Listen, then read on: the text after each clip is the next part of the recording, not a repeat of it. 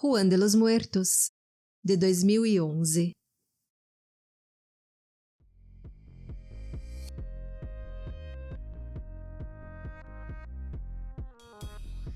Em homenagem aos 10 anos de lançamento desse primeiro filme de zumbis feito em Cuba, vai aqui uma revisita breve a essa película. O personagem zumbi em si já sugere uma discussão social, manipulação de massas, subserviência, e ele não é diferente nessa obra cubana. Ela também não se manteve distante das referências do gênero e volta e meia é como se revíssemos as personagens malditas de George Romero ou de Peter Jackson. Homenagens que são bastante tradicionais em todos os filmes desses monstros. Mesmo para quem não gosta de zumbis, a obra vale como uma diversão meio trash, porque zumbi é trash mesmo. Mas este vem de um lugar onde esse tipo de gênero ainda é uma novidade, e isso dá um tempero a mais. Juan e Lázaro são pescadores e estão em algo que parece uma jangada ou uma coisa qualquer flutuante, pensando na vida, divagando sobre como é bom viver naquele paraíso, afinal seu trabalho não requer grandes esforços, o mar e o céu caribenho são paradisíacos e não há nada ali que possa dar tão errado. Mas a possibilidade de ir para Miami também é mencionada por Lázaro. E de repente são surpreendidos por um ser maligno que tenta atacá-los. Nós sabemos que se trata de um primeiro zumbi de uma horda que tomará Havana, e está vestido com um uniforme que muito provavelmente refere-se a Guantánamo. Se for isso, talvez todos por lá já sejam mortos-vivos a essa altura, e por um aparente golpe de sorte, Lázaro acerta o monstro com seu arpão bem na cabeça, e ele afunda na água. Adiante concluímos que Lázaro ter sido tão eficiente não foi um golpe de sorte. Tê-lo por perto pode ser um perigo. Os dois amigos combinam então que não comentarão aquilo com ninguém e inacreditavelmente vão viver suas vidas como se nada tivesse acontecido. Juan tem uma filha, Camila, que foi tentar a vida com a mãe na Espanha, mas como a economia do país entrou em uma profunda crise, está temporariamente vivendo com a avó em Havana, mas irão em breve para Miami para recomeçar do zero. Camila e sua avó querem distância de Juan. Lázaro tem um filho, conhecido como Califórnia, um cara bonitão, meio cabeça de vento, que sonha em conhecer o mundo e faz de tudo para levantar algum dinheiro com os turistas. Durante uma tradicional reunião da comunidade para discutir problemas sobre a segurança local, ficamos sabendo que o Serviço de Saúde alertou dias atrás sobre uma espécie de epidemia do que talvez fosse um vírus que estava começando. Mas ninguém deu atenção, porque aquele que deveria ser o organizador da reunião, um comunista histórico e fervoroso, virou um zumbi e chega atacando a quase todos os presentes. Ali conhecemos China, um guerreiro afetadíssimo e muito engraçado e fiel, e Al Primo, um gigante de 2 metros de altura que desmaia toda vez que vê sangue. Nas notícias da TV dizem que o que aconteceu naquela noite foi um ataque apoiado pelos Estados Unidos e é necessário barrar os dissidentes, apoiadores do grande Yankee. Sim, é assim que são chamados os zumbis nesse filme. Os dissidentes deverão ser evitados e desprezados. Ainda no noticiário, chamam para uma grande manifestação diante da corte anti-imperialista, ou seja, vão facilitar muito, digamos, a vida dos zumbis, juntando toda a população em um lugar só. São hilárias as cenas em que se diz que está tudo normal em Havana. E nossos heróis olham para as ruas e só veem zumbis sendo zumbis. Mas está tudo normal na ilha. Juan e Lázaro fazem alguns embates com os inimigos e acabam entendendo a natureza do mal que se abateu sobre os cubanos. Em uma cena muito engraçada, deduzem que os monstros não são vampiros, porque não suportam alho. Não dá para testar se são lobisomens, porque afinal ninguém tem prata em Cuba.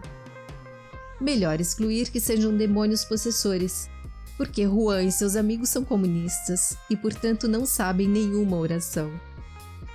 Mas curiosamente uma das armas nessa cena é um crucifixo da velhinha dona da casa, que é usado para dar um golpe na cabeça do monstro. Finalmente determinam, são zumbis, e só podem ser destruídos com um golpe na cabeça. Deixar a ilha era a última coisa que se passava pela cabeça de Juan. Mas quando perdeu as esperanças e foi tentar, surpresa! O mar virou um covil subaquático de zumbis.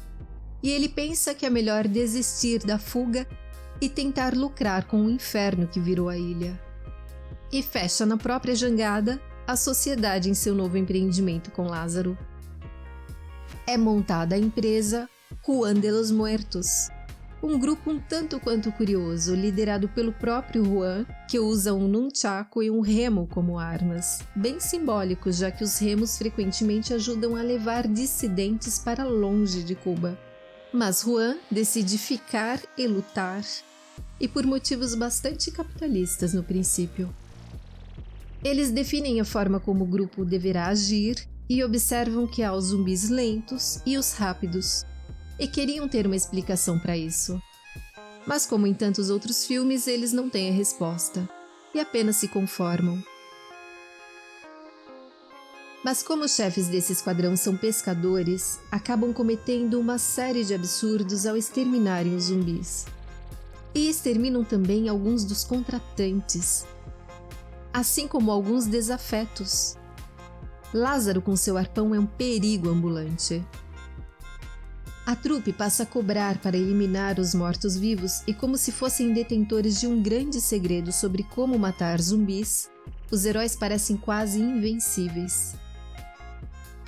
Há um desfile de personagens e situações que pincelam de maneira crítica a política e a sociedade cubanas, assim como as imposições econômicas e culturais dos Estados Unidos.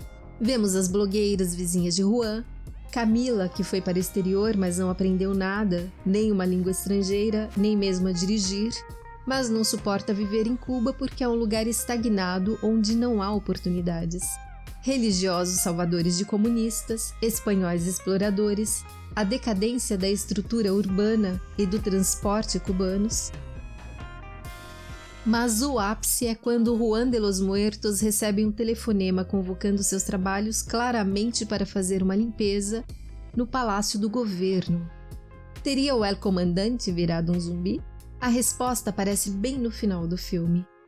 Mas uma ironia também muito engraçada acontece na Praça da Revolução, quando os heróis estão cercados por dezenas de mortos-vivos e aparece um salvador em seu jipe com uma bandeira cubana, que não é nada mais nada menos do que um padre americano que chega decapitando todo o mal pela frente e salvando os amigos. O diretor Alejandro Brugués nasceu na Argentina, mas cresceu em Havana, e seu segundo longa, Juan de los Muertos, consolidou as atividades de sua produtora, a Quinta Avenida. Brugués quis fazer um filme de zumbis, mas já havia tantos. Só que o fato de ser uma produção cubana em si já seria algo original e atraente para o mercado interno e para o resto do mundo. Então ele resolveu mostrar os mortos-vivos na realidade que o rodeava. E de fato, pensando no gênero terror, entre os monstros clássicos, os zumbis são os que mais fazem sentido no século XXI. Muito justo ver um monstro desse sob o sol energizante e tranquilo do Caribe. Difícil pensar em alguma ameaça maligna mais contrastante. O roteiro transcorre de forma linear, mostrando ações e reações. Todos os personagens têm início e fim.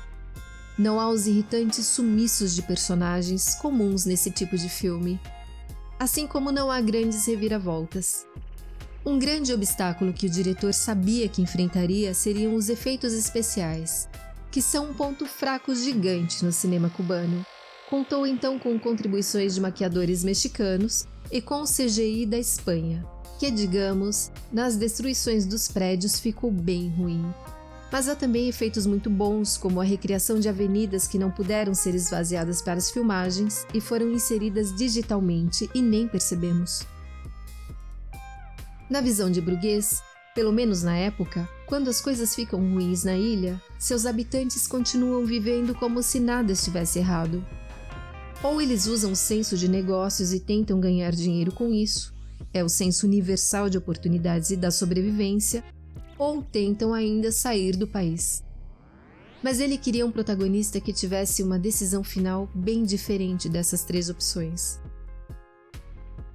O filme só se define na parte dos quadrinhos, já durante os créditos finais.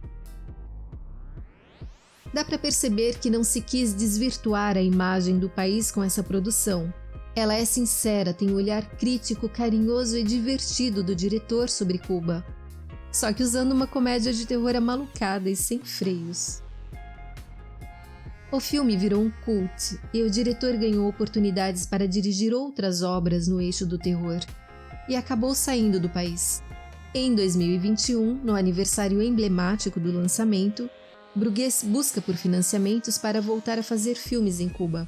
Mas como lá ainda não há plataformas digitais de streamings, que são os grandes produtores atuais, ele mesmo tem produzido para a Netflix, vê pela frente uma nova onda de imensas dificuldades para a indústria cubana de cinema.